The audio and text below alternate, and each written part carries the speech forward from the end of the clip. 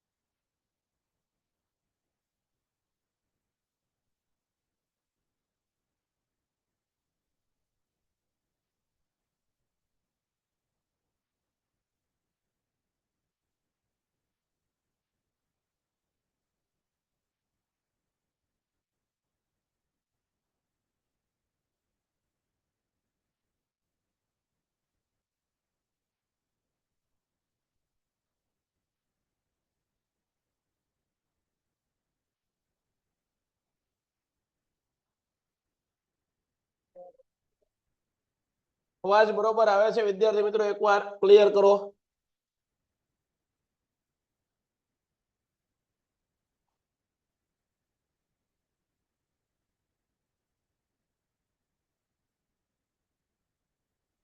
બધા વિદ્યાર્થી મિત્રો આ બધા પ્રશ્નોની ચર્ચાઓ કરવાની છે. જુઓ વિદ્યાર્થી મિત્રો, તમને આ પાંચમું જે ચેપ્ટર છે એ પાંચમા ચેપ્ટરમાં જે અગત્યના પ્રશ્ન જે વારે વારે વિદ્યાર્થીઓ કહેતા હોય મોસ્ટ આઈએમપી રસાયણ વિજ્ઞાન એ પ્રયોગાત્મક વિજ્ઞાન એ પરીક્ષામાં આપણે પાકું કરવું પડશે. પ્રાચીન ભારતનું ધાતુ વિદ્યામાં પ્રદાન એટલે કે ધાતુ કામ પાકી કરવાની છે. ગણિત શાસ્ત્ર ક્ષેત્રે આર્યભટ્ટે જે સિદ્ધિ પ્રાપ્ત કરી છે એ પણ આપણને આવડવી જોઈએ. એ ઉપરાંત વાસ્તુશાસ્ત્ર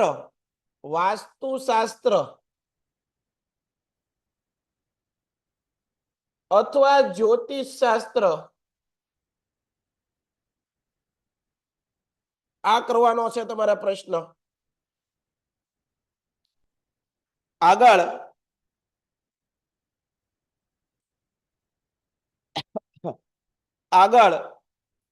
ભારતમાં વિજ્ઞાન અને ટેકનોલોજી ક્ષેત્રે પ્રદાન એ પણ તમને પરીક્ષામાં પૂછાઈ શકે.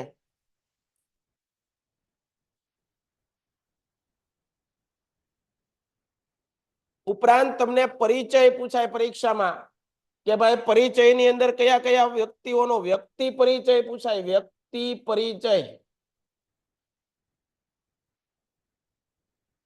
તો સાહેબ વ્યક્તિ પરિચયમાં કોને કોને અમારે યાદ રાખવાના? તો ભાઈ વ્યક્તિ પરિચયની અંદર કેટલી વસ્તુ તમારે કરવાની છે? તો એક છે આર્યભટ્ટ વિશે પરિચય આપો, એવો પ્રશ્ન પણ તમને પરીક્ષામાં પૂછાય. એક મહર્ષિ ચરક વિશે પણ પૂછાય. મહર્ષિ ચરક. વરાહ મિહિર વિશે પણ પૂછાય. વરાહ મિહિર.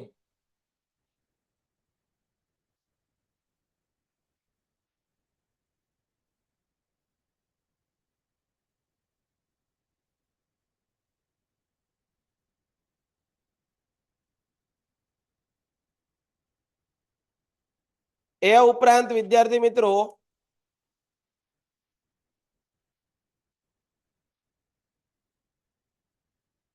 શલ્ય ચિકિત્સા એ ઉપરાંત તમારે યાદ રાખવાનું છે શલ્ય ચિકિત્સા.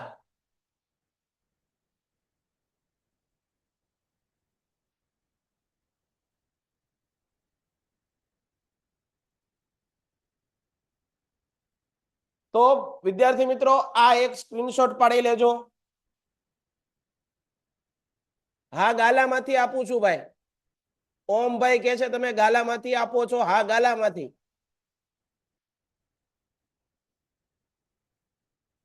ક્યાંથી આપીએ છીએ એ કરતા કેવા પ્રશ્ન પૂછાય છે એ મહત્વનું છે ભાઈબંધ. તમારી બોર્ડની એક્ઝામ કોઈ સ્પર્ધાત્મક પરીક્ષા નથી. હું કહું છું બોર્ડની એક્ઝામ કોઈ સ્પર્ધાત્મક પરીક્ષા નથી. બોર્ડની એક્ઝામમાં સિલેબસ નક્કી છે અને એ જ પ્રશ્ન રિપીટ થવાના છે. જે વર્ષો પહેલા પૂછાતા આવે છે એ જ પ્રશ્નો તમને પૂછાવાના છે. સમજાય છે? જ્યારે સ્પર્ધાત્મક પરીક્ષામાં તો બહારનું કોઈ પણ વિષય જનરલ નોલેજ પૂછાય. આ કોઈ સ્પર્ધાત્મક પરીક્ષા નથી, એટલું યાદ રાખી લેજો. તમારે ટેક્સ્ટ બુક ને જ તમારો ગ્રંથ માનવાનો છે. તો આ પ્રશ્નો યાદ રાખી લેજો, તમને પરીક્ષામાં પૂછાય. આગળ હવે પછી આપણે પ્રશ્નોની ચર્ચાઓ કરીએ. સાહેબ તમે એમ કહો છો કે ડી વિભાગની અંદર ખાલી બે પ્રશ્ન પૂછાવાના છે 4-4 માર્કના. તો સાહેબ તમે આ વિકલ્પો અને એવું બધું હું કરવા કરાવો છો? સાહેબ તમારી જે સ્કૂલમાં પરીક્ષા લે એમાં તો વિકલ્પો ને એવું પૂછાય હે ને કે નહીં પૂછાય? ત્યાં પૂછાય ને. તો પછી તો એ પણ આપણે થોડીક પ્રેક્ટિસ કરી લેવા માટે આ તમને અમુક વિકલ્પો ને એવું આપેલું છે. કલાની દ્રષ્ટિએ આંતરરાષ્ટ્રીય ખ્યાતિ ધરાવતું શિલ્પ કયું છે? આમાં જવાબ શું આવે? કલાની દ્રષ્ટિએ આંતરરાષ્ટ્રીય ખ્યાતિ ધરાવતું શિલ્પ કયું છે? તો એમાં જવાબ શું આવશે? નટરાજનું શિલ્પ. કેનું આવશે? નટરાજનું શિલ્પ. નીચેનામાંથી કયું વિધાન સાચું નથી? અહીંયા પૂછ્યું છે નથી, સાચું નથી એમ પૂછ્યું. ખાસ ધ્યાન આપજો. નાગાર્જુનને રસાયણ શાસ્ત્રના આચાર્ય માનવામાં આવે છે. આ વિધાન સાચું છે ખોટું? આ વિધાન તો સાચું છે. આ વિધાન કેવું છે? સાચું છે. પારાની ભસ્મનો ઔષધ તરીકે વાપરવાની પ્રથા નાગાર્જુને શરૂ કરી. આ વિધાન પણ કેવું છે? સાચું છે. રસાયણ શાસ્ત્ર એ પ્રયોગાત્મક વિજ્ઞાન નથી. અહીંયા હું કીધું રસાયણ શાસ્ત્ર એ પ્રયોગાત્મક વિજ્ઞાન નથી, તો આ વિધાન કેવું છે? ખોટું છે. તો આપણને પૂછ્યું હું સાચું નથી એટલે કે ખોટું છે તે. આ તો સાચું છે. ધાતુઓની ભસ્મનું વર્ણન રસાયણ શાસ્ત્રના ગ્રંથમાં મળી આવે. સમજાય છે? આગળ મહર્ષિ ચરક છે એ ચરકે ચરક સંહિતા નામનો ગ્રંથ લખ્યો. તો મહર્ષિ સુશ્રુતે કયો ગ્રંથ લખ્યો? સુશ્રુત સંહિતા. કયો? સુશ્રુત સંહિતા. પ્રાચીન ભારતમાં ગુરુત્વાકર્ષણના નિયમો પ્રચલિત કરનાર પ્રણાલી બ્રહ્મ સિદ્ધાંત ની રચના કોણે કરી? બ્રહ્મ સિદ્ધાંતની રચના કોણે કરી? હાલો બધાનો કોમેન્ટમાં મારે જવાબ જોતો છે. ચોથાનો જવાબ શું આવે ભાઈ?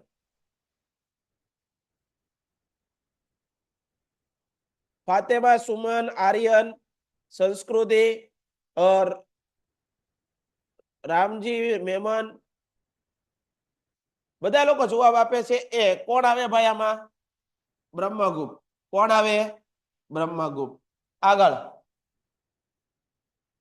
મંદિર, મહેલ, અશ્વશાળા. શું કીધું? મંદિર, મહેલ, અશ્વશાળા, કિલ્લા ઇત્યાદિની રચના કેવી રીતે કરવી? કઈ દિશામાં કરવી? જો અહીંથી ખબર પડી જાય જવાબ શું આવે. કઈ દિશામાં કરવી તેના સિદ્ધાંત દર્શાવતું શાસ્ત્ર કયું? કયું? વાસ્તુશાસ્ત્ર. કયું શાસ્ત્ર? આપણે ઘર બનાવવું હોય, મકાન બનાવવું હોય અથવા કોઈ ઓફિસ લીધી હોય તો પેલા આપણે વાસ્તુ પૂજન કરાવીએ. ઘરની અંદર ભગવાનનો વાસ કરાવીએ અને પછી આપણે રહેવા જતા હોઈએ તો વાસ્તુશાસ્ત્ર. ભારતીય રસાયણ વિદ્યા નમૂનાઓમાં એકનો સમાવેશ થતો નથી. રસાયણ વિદ્યામાં એકનો સમાવેશ થતો નથી. એમાં કોનો સમાવેશ નથી થતો એનો જવાબ આપવાનો છે. ભગવાન જો અહીંથી ઊંધેથી શરૂ કરો. દાઢીવાળા પુરુષનું શિલ્પ. હવે ભાઈ દાઢીવાળા પુરુષનું શિલ્પ આપણને મોહેન્જો-દડો અને હડપ્પામાં એમાં મળી આવ્યું. તો એનો રસાયણ વિદ્યા સાથે કઈ સંબંધ છે નહીં. એટલે જવાબ તો તમારો આ આવશે. છતાં વાંચીએ ભગવાન બુદ્ધની તામ્ર મૂર્તિઓ સુલતાનગંજ બિહારમાં. તો આ રસાયણ શાસ્ત્ર સાથે સંબંધ ધરાવે છે. હા. ભગવાન બુદ્ધની 18 ફૂટ ઊંચી મૂર્તિ નાલંદા ખાતે. તો રસાયણ શાસ્ત્ર સાથે સંબંધ ધરાવે છે. હા. વિક્રમાદિત્ય નિર્માણ કરાવેલ વિજય સ્તંભ. તો એ રસાયણ વિદ્યાનો ઉત્તમ નમૂનો છે કે નહીં? હા. તો આમાં જવાબ કયો આવશે? દાઢીવાળા પુરુષનું શિલ્પ. બરાબર છે. આગળ વેદક શાસ્ત્રના વિદ્વાન વાઘભટ્ટે નિદાન ક્ષેત્રે કયા ગ્રંથની? વાઘભટ્ટ આવે અષ્ટાંગ હૃદય નામનો ગ્રંથ આવે. કયો? અષ્ટાંગ હૃદય નામનો ગ્રંથ. યાદ રાખજો. આંકડાની પાછળ શૂન્ય લગાવીને લખવાની પ્રક્રિયાની શોધક નામના ઋષિ કોણ હતા? Most IMP.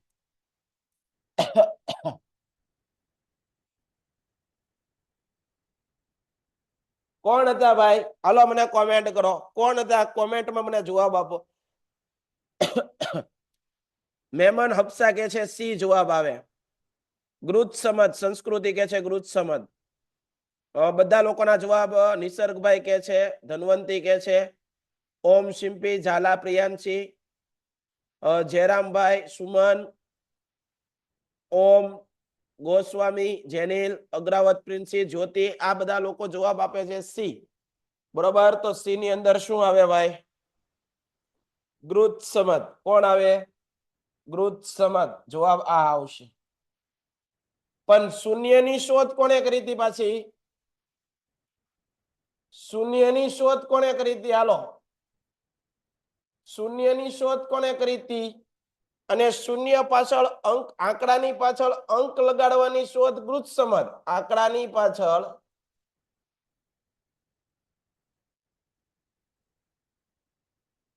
શૂન્ય લગાવવાની કોઈએ કરી હતી?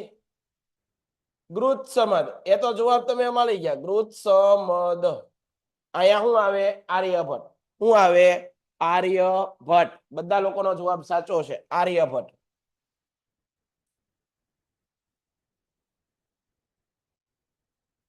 યાદ રાખજો. આગળ મહર્ષિ ભારદ્વાજ યંત્ર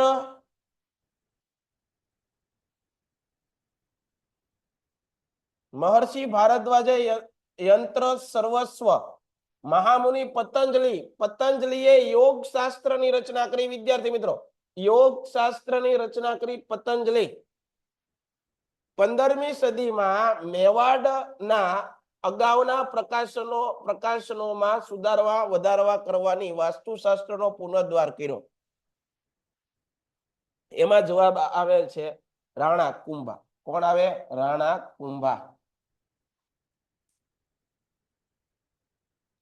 આગળ જોઈએ વિદ્યાર્થી મિત્રો, નીચેના પ્રશ્નોના સવિસ્તાર જવાબ આપો. પ્રાચીન ભારતે ગણિત શાસ્ત્રમાં સાધેલી પ્રગતિ વિશે નોંધો. કયા શાસ્ત્ર વિશે કીધું? ગણિત શાસ્ત્ર વિશે. કેના વિશે વાત કરી? ગણિત શાસ્ત્ર વિશે પૂછ્યું છે. મોસ્ટ આઈએમપી પ્રશ્ન છે, પરીક્ષામાં વારે વારે પૂછાય છે.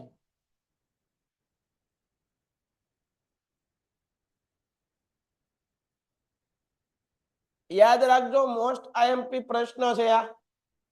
ભારતે દુનિયાને શૂન્યની શોધ. શું કીધું? ભારતે દુનિયાને શૂન્યની શોધ દશાંશ પદ્ધતિ, બીજગણિત, બોધાયનના પ્રમેયો, રેખાગણિત, વૈદિક ગણિત જેવી શોધો આપી હતી.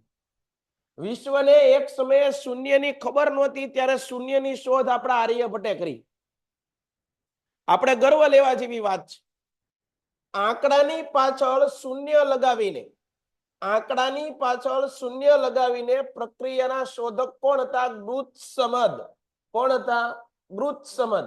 હમણાં જ અગાઉ આપણે વિકલ્પ જોયો.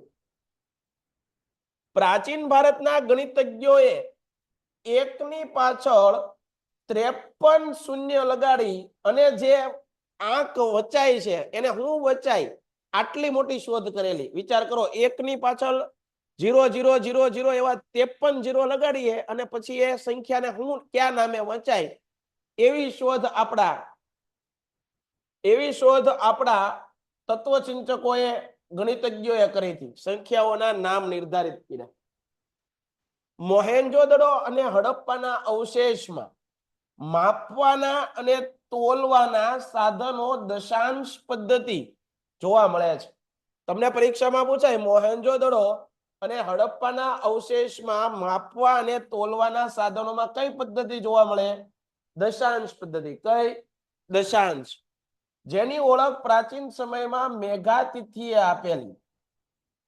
ઈસવીસન પૂર્વ 800 ના સમયમાં બોધાયન પ્રમેય એટલે કે ત્રિકોણમિતિ અને આપસ્તંભે શુલ્વ સૂત્ર માં વિવિધ વૈદિક યજ્ઞ માટેના વિવિધ વેદીઓ. સાહેબ, આ વેદીઓ એટલે શું? તો તમને વિદ્યાર્થી મિત્રો ખબર હોય કે પહેલાના સમયમાં ઋષિ મુનિઓ શું કરતા? યજ્ઞ કુંડની અંદર શું કરતા? હવન કરતા કે નહીં? તો આનું પણ ચોક્કસ માપ હતું. યજ્ઞ કુંડનું શું હતું? યજ્ઞ કુંડ એનું શું હતું? ચોક્કસ માપ. એને શું કહેવાય? વેદીઓ. શું કહેવાય? વેદી. પ્રમાણ નિશ્ચિત કર્યા, તેમાં પણ આ જ સિદ્ધાંત વિશ્લેષણ જોવા મળે. ઈસવીસન 1150 ભાસ્કરાચાર્ય એક ગ્રંથ લખ્યો, લીલાવતી ગણિત. મોસ્ટ આઈએમપી પ્રશ્ન અહીંથી પૂછાય તમને.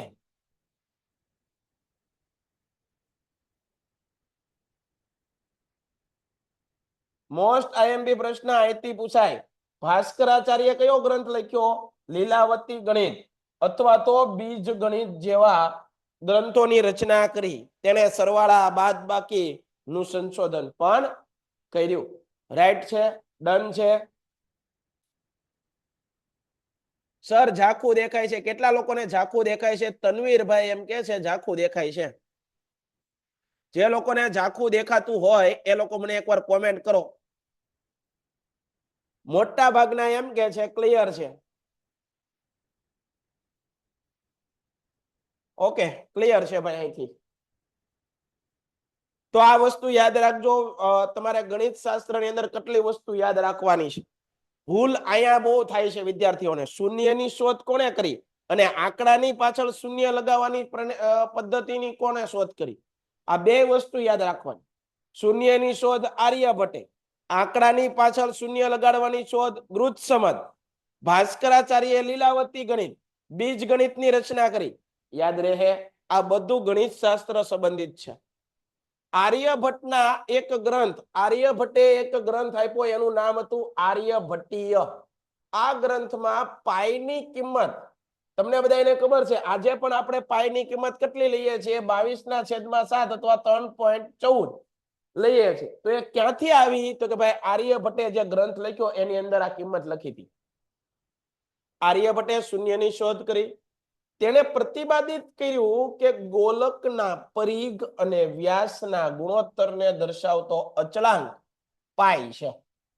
ભાગાકારની આધુનિક પદ્ધતિ ગુણાકાર, સરવાળા, બાદબાકી, વર્ગમૂળ, ઘનમૂળ વગેરે અષ્ટાંગ પદ્ધતિની જાણકારી આર્યભટ્ટે તેના ગ્રંથમાં કરેલ છે.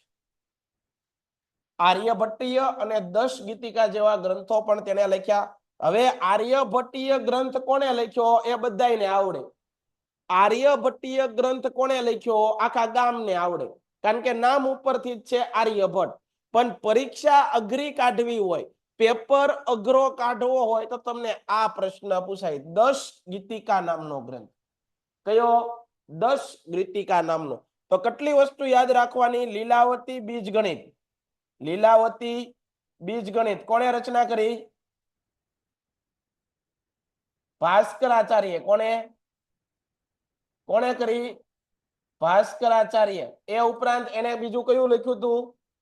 બીજગણિત, લીલાવતી ગણિત અને બીજગણિત, બરોબર. પછી શૂન્યની શોધ કોણે કરી?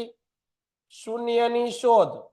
આ બધું હારે લખો તો યાદ રહે. શૂન્યની શોધ કોણે કરી?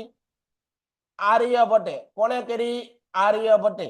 આંકડાની પાછળ શૂન્ય લગાવવાની શોધ કોણે કરી?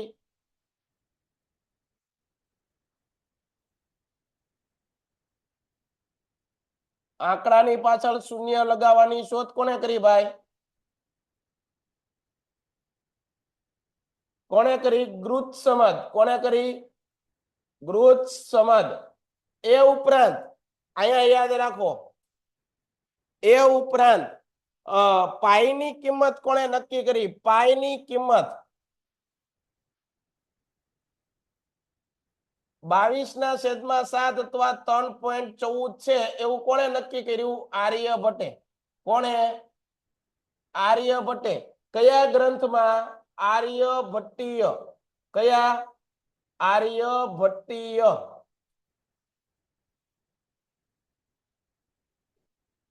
આર્યભટ્ટીય અથવા આર્યભટ્ટીયમ બે માંથી ગમે એ લખો હાલે. આગળ પાઈની કિંમત એને લખી. બીજું પછી મેં તમને વાત કરી, બરોબર. આ ઉપરાંત આર્યભટ્ટનો એક પ્રખ્યાત ગ્રંથ છે 10 ગીતિકા નામનો ગ્રંથ. 10 ગીતિકા, આ ભૂલતા નહીં. આ ગ્રંથની રચના કોણે કરી? આ ગ્રંથની રચના કોણે કરી? આર્યભટ્ટે. કોણે? આર્યભટ્ટે. યાદ રાખજો, કોણે કરી? આર્યભટ્ટે. યાદ રહેશે. તો આવા મુદ્દાઓ તમારે અલગ તમારી બુકમાં લખાઈ જવા જોઈએ. સ્ક્રીનશોટ પાડવો હોય તો પાડી લેજો.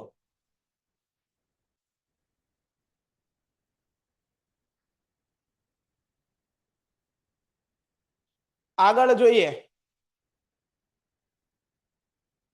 પ્રાચીન ભારતનું ખગોળ શાસ્ત્ર, સાહેબ ખગોળ, આવો જ એક શબ્દ છે ભૂગોળ, છે ને.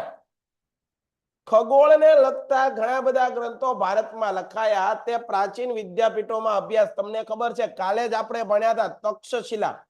તક્ષશિલા વિદ્યાપીઠમાં 64 જેટલા અલગ અલગ વિષયો હતા. કેટલા વિષયો? 64 જેટલા અલગ વિષયો હતા. અને જે વિદ્યાર્થીને જે વિષયમાં રસ પડે એમાં આગળ વધવાનું. તો કે ભાઈ ખગોળ વિદ્યા એટલે શું? વિદ્યાર્થીઓનો પ્રશ્ન હોય ખગોળ એટલે શું? તો કે ભાઈ ગ્રહો, ઉપગ્રહોની ગતિ, અવકાશીય પદાર્થોની ગતિનો અભ્યાસ કરવા માટેનું વિજ્ઞાન, એને શું કહેવાય? ખગોળ. જુઓ, ગ્રહો, તેમની ગતિ, નક્ષત્ર, અવકાશીય પદાર્થો. હવે સાહેબ અવકાશીય પદાર્થ આવે ને એટલે બધું આવી જાય એમાં. ગ્રહો, ઉપગ્રહો, ઉલ્કાઓ, ધૂમકેતુ, બધું. તો અવકાશીય પદાર્થોનો અભ્યાસ કરતું શાસ્ત્ર એને શું કહેવાય? ખગોળ શાસ્ત્ર. પહેલાના સમયમાં ઘડિયાળ નહોતી ભાઈ. લોકો છે ગામડાના લોકો તારાઓની ગતિઓને જોઈ અને સમય નક્કી કરી નાખતા. સવારમાં વહેલા જોઈને તારાઓ કઈ દિશામાં છે ઉપરથી એને ખબર પડી જાય કે આજે આટલા વાગ્યા છે. સમજાય છે? તો આવું નોલેજ હતું પહેલાના સમયમાં. ગ્રહો ઉપરથી ફળ પ્રમાણે જ્યોતિષ ફલિત કરવામાં આવતું. આમ શાસ્ત્રોમાં ખગોળ શાસ્ત્ર સૌથી પ્રાચીન છે. પરીક્ષામાં પ્રશ્ન અહીંથી પૂછાય વિદ્યાર્થી મિત્રો. ખાસ યાદ રાખજો, પરીક્ષામાં પ્રશ્ન તમને અહીંથી પૂછાય. અહીંથી મૂંઝાતા નહીં, જરાય નો મૂંઝાતા. હું કીધું શાસ્ત્રોની અંદર સૌથી પ્રાચીન કેવું શાસ્ત્ર? સૌથી પ્રાચીન શાસ્ત્ર કયું છે? કયું છે ભાઈ? ખગોળ શાસ્ત્રને માનવામાં આવે છે. જોજો, ભૂલતા નહીં. આર્યભટ્ટે સાબિત કર્યું. કોણે? આર્યભટ્ટે. કે પૃથ્વી પોતાની ધરી પર ફરે તથા ચંદ્ર ગ્રહણ છે એનું સાચું કારણ પૃથ્વીનો પડછાયો છે, જેને તજજ્ઞો અજરભર નામથી ઓળખે. આર્યભટ્ટના નામ પરથી ભારતના પ્રથમ ઉપગ્રહ, ભારતે છોડેલા પ્રથમ ઉપગ્રહનું નામ આપણા આર્યભટ્ટની યાદમાં આર્યભટ્ટ રાખવામાં આવ્યું. ગુરુત્વાકર્ષણના નિયમોનો ઉલ્લેખ બ્રહ્મગુપ્તે પોતાના બ્રહ્મ સિદ્ધાંત નામના ગ્રંથમાં કર્યો. Very most IMP. ગુરુત્વાકર્ષણના નિયમો ક્યાં ભારતીય આપ્યા? ન્યૂટને તો પછી આપ્યા સાહેબ. પેલા કોઈ ભારતીય આપી દીધા હતા? કોણે આપી દીધા હતા? બ્રહ્મગુપ્ત. ન્યૂટન તો પછી આવ્યો. તો આપણે એવું કહીએ કઈ બ્રહ્મગુપ્તને ભારતનો ન્યૂટન કહેવાય? કઈ એક નહીં. અત્યારે તમને ન પૂછાય પણ આગળની પરીક્ષાઓમાં આવા પણ પ્રશ્ન પૂછાય હો ભાઈ. આઈન્સ્ટાઈન, ભારતના આઈન્સ્ટાઈન તરીકે કોને ઓળખવામાં આવે? નાગાર્જુન. તમે નામ સાંભળ્યું છે, નાગાર્જુન. ભારતના શેક્સપિયર તરીકે કોને ઓળખાય? કાલિદાસ. કોને ઓળખાય? કાલિદાસ. આવા બધા નામ પણ પૂછાય. તમને અહીંયા પૂછાશે નહીં, આ પરીક્ષામાં પૂછાશે નહીં, પણ આગળની કોઈ પણ સ્પર્ધાત્મક પરીક્ષામાં જાઓ તો આવા બધા પ્રશ્ન પૂછાતા હોય છે વિદ્યાર્થી મિત્રો. હવે જ્યોતિષ શાસ્ત્રમાં ભારતનું પ્રદાન, આ એવા પ્રશ્નો છે વિદ્યાર્થી મિત્રો કે જે પરીક્ષામાં વારે વારે આ ચેપ્ટરમાંથી પૂછાયા છે, પૂછાવાના છે, અને જ્યાં સુધી સિલેબસની અંદર આ ચેપ્ટર છે ત્યાં સુધી પૂછાશે. શું થાય? પૂછાશે. જ્યોતિષ શાસ્ત્ર નું અવિભાજ્ય અંગ વાસ્તુશાસ્ત્ર છે, જેની ગણના અને પ્રશંસા વિશ્વના અનેક દેશોમાં સ્વીકૃત થઈ છે. કોઈ પણ મકાન બનાવવું હોય, ઓફિસ બનાવવી હોય તો આપણે પંડિતોને બોલાવી અને વાસ્તુ જોતા હોઈએ છીએ. આ સાઈડનું ઘર લેવાય, આ સાઈડ ઘર બનાવીએ તો આની કોર બારી નો રખાય, કિચન કઈ દિશામાં રખાય, મંદિર કઈ દિશામાં હોય. આવું તમારા ઘરમાં તમે પણ વારે વારે આવી ઘરના વડીલો ચર્ચા કરતા હોય ત્યારે તમે સાંભળ્યું હોય છે. બરાબર? યાદ રાખવું. વરામિહિર ખગોળશાસ્ત્ર અને જ્યોતિષ શાસ્ત્રના તજજ્ઞતા બંને વિષયના માસ્ટર. વરામિહિર છે ખગોળશાસ્ત્ર અને જ્યોતિષ શાસ્ત્રના માસ્ટર હતા. તેણે એક ગ્રંથ લખ્યો, એનું નામ હતું બૃહદ સંહિતા નામના ગ્રંથની રચના કરી. જ્યોતિષ શાસ્ત્ર ને તંત્ર હોરા સંહિતા એમ 3 ભાગમાં વહેંચનાર. તમને પરીક્ષામાં અઘરો પેપર કાઢવો હોય ભાઈ, હું એ પણ કહેતો જાઉં છું, જ્યારે પરીક્ષક એ અઘરા પેપર કાઢવાના મૂડની અંદર હોય, માહોલમાં હોય કે નહીં આ વખતે વિદ્યાર્થીઓને રડાવવા છે, ચાલુ પરીક્ષામાં માથા ખંજવાળતા કરી દેવા છે, ત્યારે આવા પ્રશ્ન પૂછાય. ત્યારે બેઠે બેઠા પ્રશ્ન ન પૂછાય. ત્યારે કેવા પ્રશ્ન પૂછે? આડા અવળા હોય ટેક્સ્ટ બુકમાંથી જ તે. ટેક્સ્ટ બુકની બહારનું કશું પૂછાવાનું નથી, પણ થોડુંક ઊંડાણ માંગે. તો જુઓ વિદ્યાર્થી મિત્રો, અઘરું પેપર કાઢવું હોય ને તો આ પ્રશ્ન પૂછાય. જો અહીંયા મોસ્ટ આઈએમપી કીધું, પછી કહેતા નહીં સાહેબે તો કીધું નહોતું. સાહેબ કે જ તે સાહેબની નજરમાં આવ્યું હોય તો સાહેબ કહેવામાં બાકી રાખે નહીં. પણ આપણે થોડું ઘણું જુઓ. જ્યોતિષ શાસ્ત્રને પરીક્ષામાં આમ પ્રશ્ન પૂછાય, જ્યોતિષ શાસ્ત્રને તંત્ર, હોરા અને સંહિતા એમ ત્રણ ભાગમાં વહેંચનાર ખગોળશાસ્ત્રી અને જ્યોતિષ શાસ્ત્રી વિશે વ્યક્તિ પરિચય આપો. શું કે વ્યક્તિ પરિચય જણાવો. તો પેલા તો આપણને એક ખબર હોવી જોઈએ કે જ્યોતિષ શાસ્ત્રને તંત્ર, હોરા અને સંહિતા એમ ત્રણ ભાગમાં વહેંચ્યા હતા. કોણે વહેંચ્યા હતા? તો કે ભાઈ વરાહમિહિરે. કોણે વહેંચ્યા હતા? વરાહમિહિરે. પછી એના વિશે પરિચય આપી દેવાનો, પરીક્ષામાં પૂછાય તો. કેટલાને ડન થાય છે? સમજાય છે? અવાજ નથી આવતો. તનવીરભાઈ એમ કે છે અવાજ તો અહીંથી ક્લિયર છે ભાઈ. એકવાર જોઈ જુઓ તો અવાજ કેટલાને ક્લિયર આવે છે ભાઈ. ડન છે, બધા લોકો કે છે ડન છે. તનવીરભાઈ ને કઈક પ્રોબ્લેમ છે મોબાઈલમાં ભાઈ. જુઓ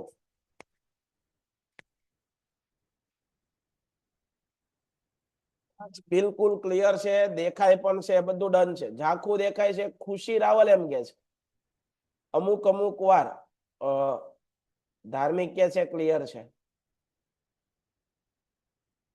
ઓકે, ક્લિયર જ છે. તો આ વસ્તુ યાદ રાખો, જ્યોતિષ શાસ્ત્રને તંત્ર, હોરા અને સંહિતા એમ ત્રણ ભાગમાં કોણે વહેંચ્યું? વરાહમિહિરે. વરાહમિહિરનો પ્રસિદ્ધ ગ્રંથ કયો? બૃહદ સંહિતા. અહીંયા તમને પ્રશ્ન લખાવ્યા હતા, ત્યાં જ હું તમને લખાવી દઉં એટલે તમારે કઈ મૂંઝાવા પણ ન રહે. જો આ આખા પેજની અંદર પ્રશ્નો દેખલા લખાવ્યા છે. અહીંયા પણ પ્રશ્ન લખી નાખો કે ભાઈ જ્યોતિષ શાસ્ત્રને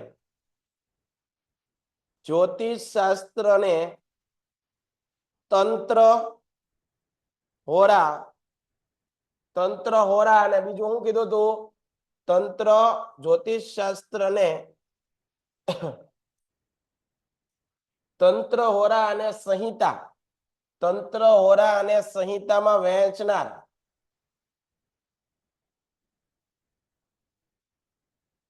એવા ત્રણ ભાગમાં વહેંચનાર કોણ હતા? ત્રણ ભાગમાં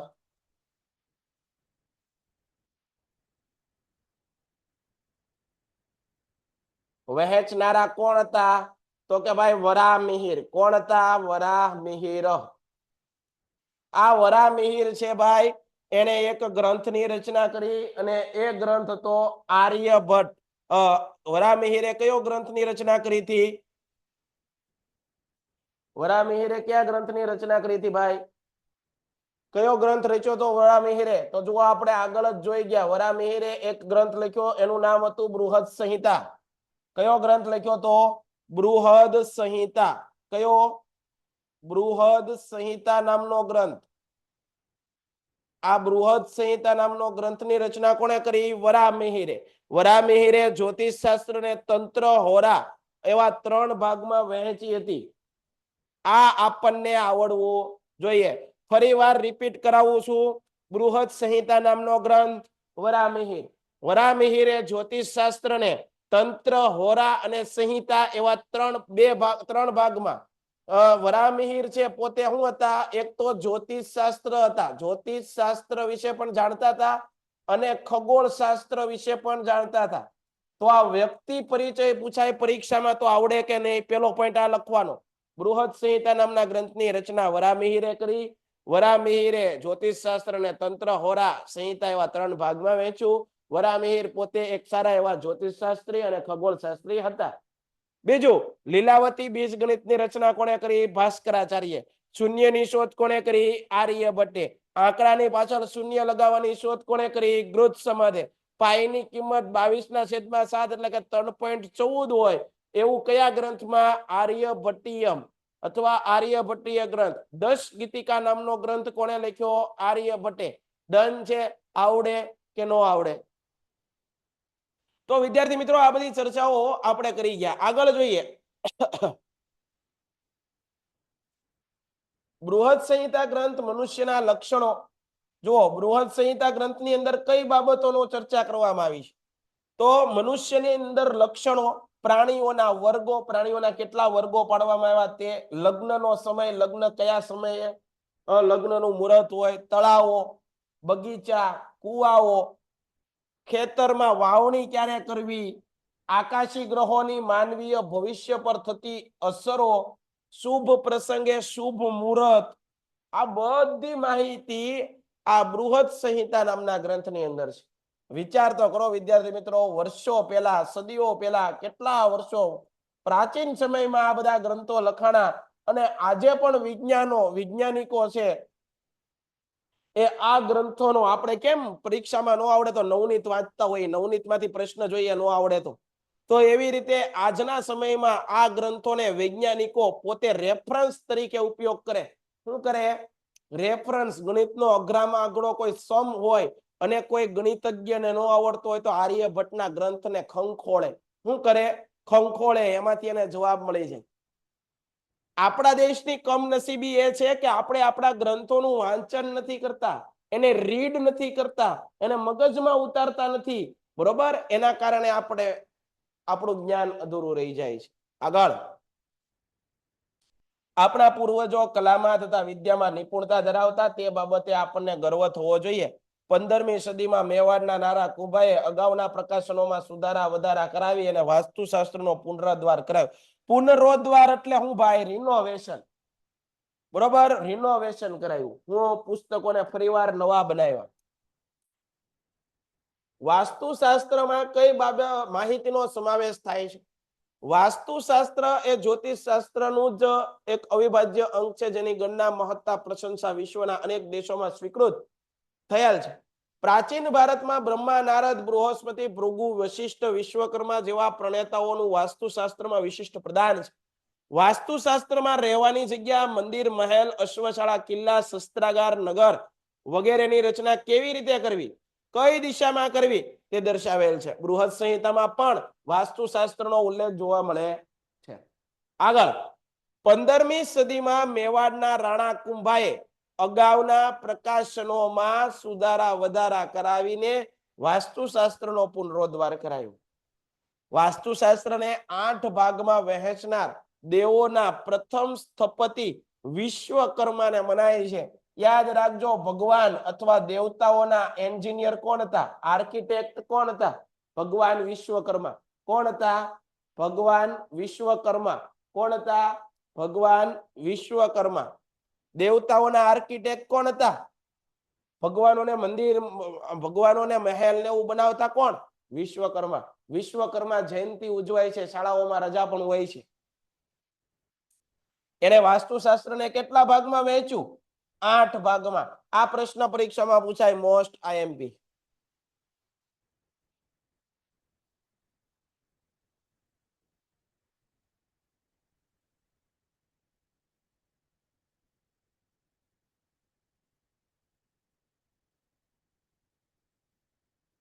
વાસ્તુશાસ્ત્રમાં રહેવાની જગ્યા, મંદિર, મહેલ, અશ્વશાળા, કિલ્લા, શસ્ત્રાગાર, નગરો વગેરેની રચના કેવી રીતે કરવી, કઈ દિશામાં કરવી તે દર્શાવેલ છે. બૃહદ સંહિતામાં પણ વાસ્તુશાસ્ત્રનો ઉલ્લેખ જોવા મળે છે. રાઈટ છે. આગળ, પ્રાચીન ભારતનું ધાતુ વિદ્યામાં પ્રદાન. ધાતુ કામ પરીક્ષામાં મોસ્ટ આઈએમપી પ્રશ્ન, ધાતુ વિદ્યા.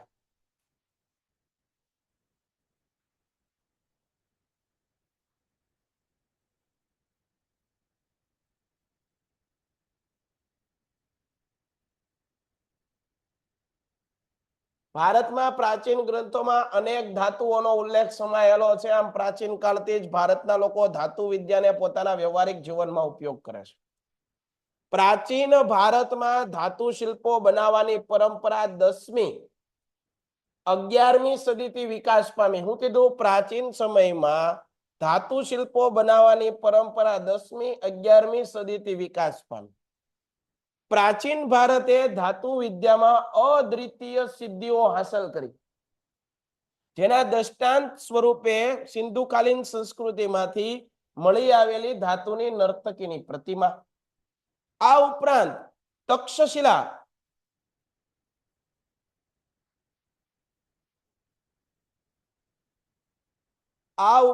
વિદ્યાર્થી મિત્રો તક્ષશિલામાંથી પ્રાપ્ત થયેલા કુષાણ રાજવીઓના સમયની ભગવાન બુદ્ધની પ્રતિમાઓ, ચોલ રાજવીના સમયમાં તૈયાર થયેલા ધાતુ શિલ્પો જોવા મળે છે. ચેન્નઈના સંગ્રહાલયમાં સમાવવામાં આવેલું આંતરરાષ્ટ્રીય ખ્યાતિ ધરાવતું નૃત્ય કલાના ઉત્કૃષ્ટ નમૂનાઓ પૈકી મહાદેવ નટરાજનું શિલ્પ તથા ધનુર્ધારી શ્રી રામનું શિલ્પ અદ્ભુત છે. આ ઉપરાંત કલાત્મક દેવી દેવતાઓ, પશુ પક્ષી, સોપારી કાપવાની કલાત્મક સુડીઓ વગેરે ધાતુ વિદ્યા ક્ષેત્રે મહત્વનું સ્થાન ધરાવે છે. યાદ રાખવાનું. પ્રાચીન ભારતે રસાયણ વિદ્યામાં સાધેલી પ્રગતિનું વર્ણન કરો અથવા તો એક પ્રયોગાત્મક વિજ્ઞાન તરીકે રસાયણ વિજ્ઞાનનો પરિચય આપો. આ પ્રશ્ન આપણે કાલે એની ચર્ચાઓ કરીશું.